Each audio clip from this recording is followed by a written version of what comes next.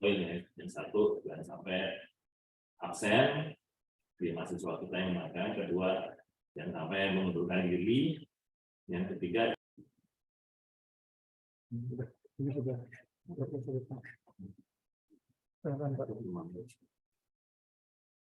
Assalamualaikum warahmatullahi wabarakatuh. Yang kami hormati para follower dari TMDI. Kita pada kesempatan ini saya Trimaru Joko ingin share tentang fenomena ekspor ya.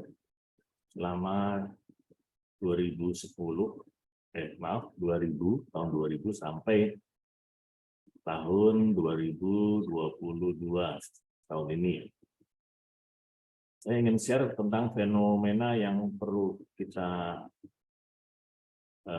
dalami, di mana kita lihat di sini dari tahun 2000 sampai 2021 itu kita relatif ada secara bertahap ekspor kita naik terus, di mana pada 2011 itu ekspor kita sudah mencapai 203,4 miliar dolar. Pada saat itu tidak terjadi gejolak, sepanjang saya amati tidak terjadi gejolak apa-apa ya, namun ekspor kita turun terus tuh. Turun terus dari 203 miliar dolar, 190, 182 dan seterusnya sampai paling kecil 145 cuman. Namun terjadi fluktuasi sampai tahun 2021 melonjak luar biasa dari 2020 ke 2021 ya, dari 163 menjadi 231. Suatu lonjakan hampir 70 miliar dolar.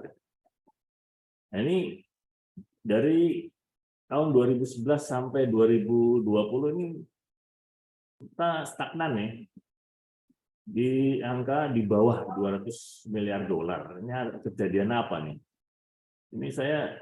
Ini istilah saya ya, dari permukaan, evaluasi permukaan saja ya, belum perlu didalami. Ini ekspor trap nih.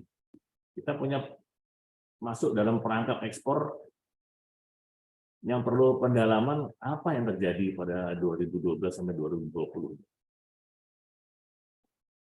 Ada angka 200 miliar dolar ini perlu kita jawab. Apakah ini apa yang saya bilang tadi mungkin salah ya? Mudah-mudahan salah ya. Kita mengalami ekspor trap, kita pakai istilah economic development trap yang sudah banyak diketahui orang ya.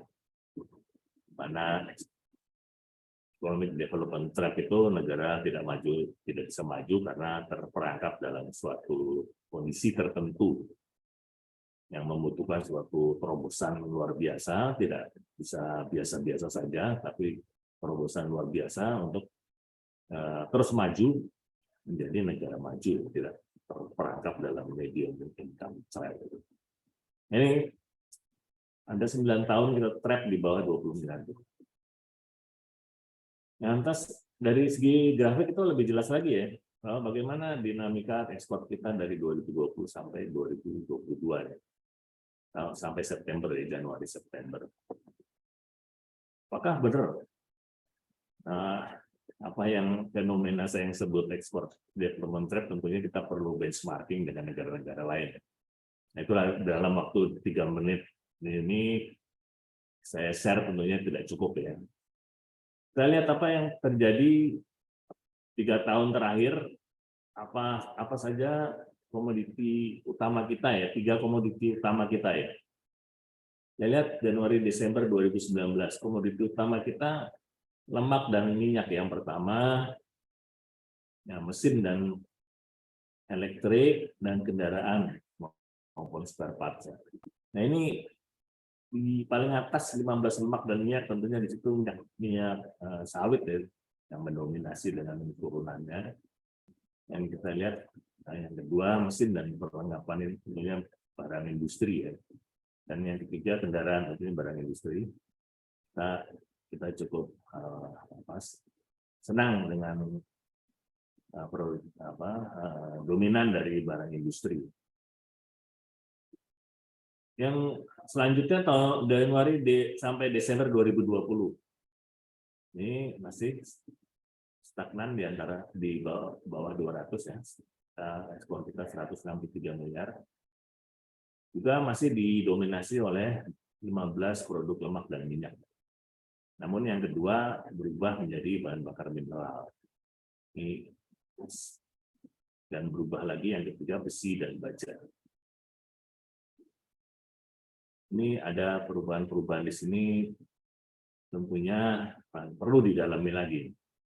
Selanjutnya tahun 2021, di mana boom 231,54 miliar, suatu lonjakan yang luar biasa, itu didominasi oleh 27 item bahan bakar mineral. Sebenarnya di sini ada batu bara, ada bahan tambang lainnya. Yang kedua, minyak nabati di sini dan turunannya.